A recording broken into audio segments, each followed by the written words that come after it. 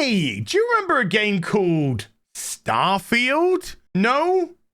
Not ringing a bell? I get where you're coming from. Well, that's just the thing. Nobody's playing it. And so this Xbox exclusive is becoming very, very less exclusive. Hi everyone, it's Az here from HeelvsBabyface. It's been about 5 months or so since the release of Starfield, and there was a guy who I know who might have had a little bit of something to say about it at the time. There is nothing I love more. Taking my headphones off. Bethesda, there is nothing I love more than to fire up a brand new RPG, lose myself. Sorry, did you want to get immersed in our world? Yeah, well, guess what? Pronouns!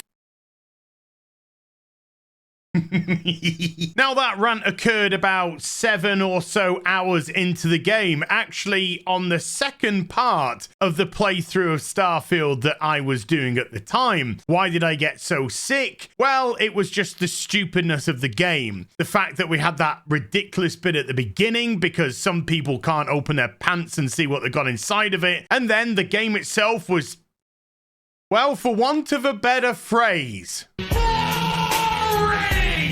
But that's just it. We had the nonsense at the beginning, this boring ass 7 hours of gameplay, and then the straw that broke the donkey's back was talking to some chick who was telling me that she was a clone of a dude. As long as the credits keep rolling in, life's good. And to be honest with you, that was enough. I then proceeded to play the game for another 19 hours, and it never got any better. The game was, well, take it away, Az. Boring! After that, there has been no inclination whatsoever to return to the game because it's not fun.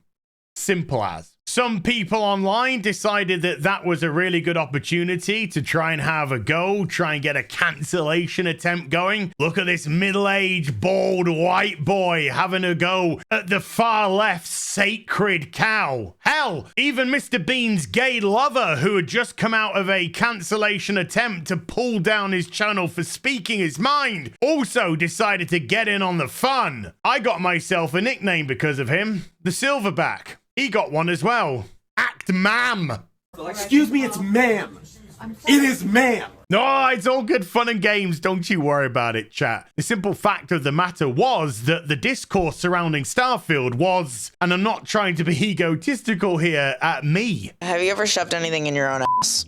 Of course, duh. It was around that rant. It had nothing to do with Starfield as a game. It's gameplay, it's fun, it's excitement, it's incredible universe. No, the discourse was about a dude that lost his shit because he's sick and tired of current deisms in a game that was the first brand new IP from this once great company in 20 years being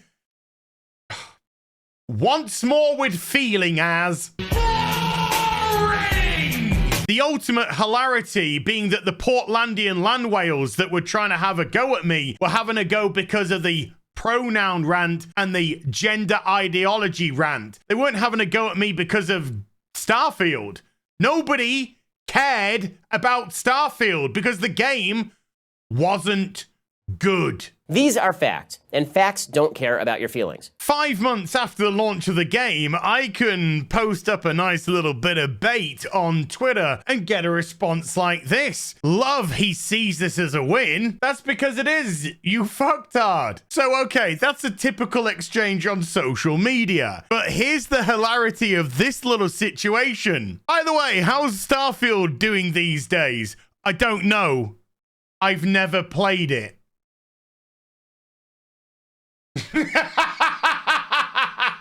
To a modern gaming audience. Have you ever shoved anything in your own ass?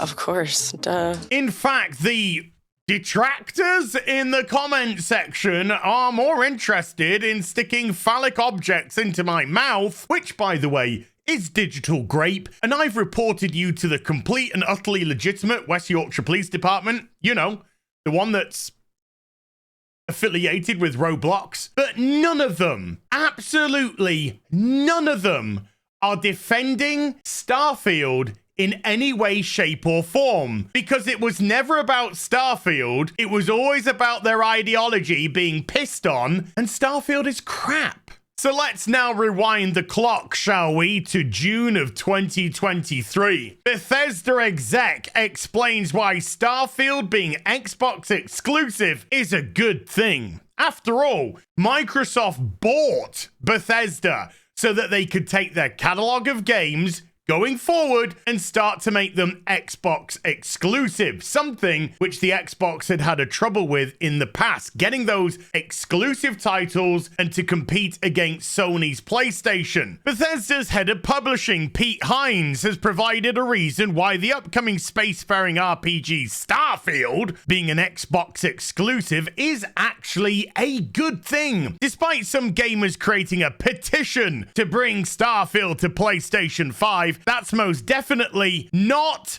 going to happen. And there are a couple of explanations for that decision. The first reason being the aforementioned acquisition of Bethesda by Microsoft. And then the second reason, there's no question in my mind, this is a quote, that being able to focus on fewer platforms to support, hardware to support, has been a big benefit to the team. In other words, not worrying about the idiosyncrasies of two console ecosystems has allowed the developers to work more efficiently, and quality assurance can get in more rounds of testing when there is only one platform to deal with, Hines explained, citing an example of putting 100 testers on an Xbox build versus splitting the workforce in two. Now, you can test a game and you can make sure that it runs fine and there are no bugs, but it's Bethesda, so that's bullshit for a start. But one thing that you can't fix, oh my god, we're gonna have to put it in again,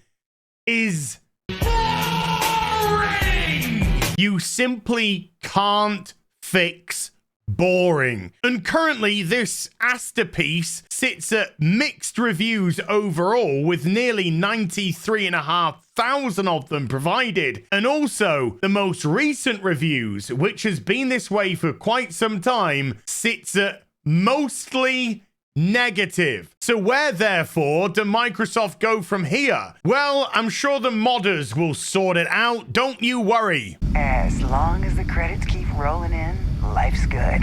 Starfield multiplayer modders give up because the game is trash. So the modding team has decided not to bother with the game. Explaining more on their Discord server, the team said, quote, "I didn't realize until after I actually started playing the damn game a week after launch, the game is boring, bland, and the main draw of Bethesda games, exploration in a lively and handcrafted world, was completely gone." A final word from the mod team seems to sum up many feelings. "I won't be continuing development on Starfield together. I'm not going to put my heart and soul into a mod for a game as mediocre as this." That's why 5 months later, I've still got the flagged pronoun weirdos after me, because to them it was never about the game. It was always about the attack on their ideology. The game itself, Starfield, there's no discourse around it. Nobody cares.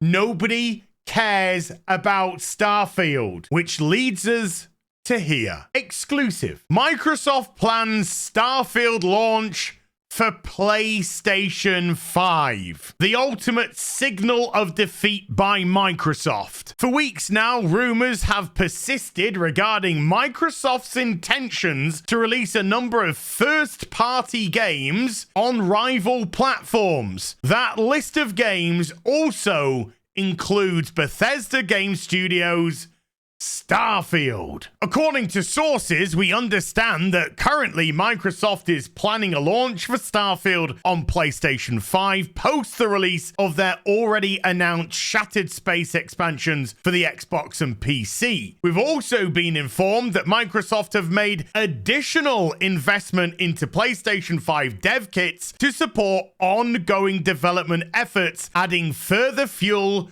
to the fire. Releasing Starfield on PlayStation 5 contradicts the original statement around exclusivity made by President of Xbox Sarah Bond during the Xbox and Bethesda Game Studios Summer Showcase of 2020.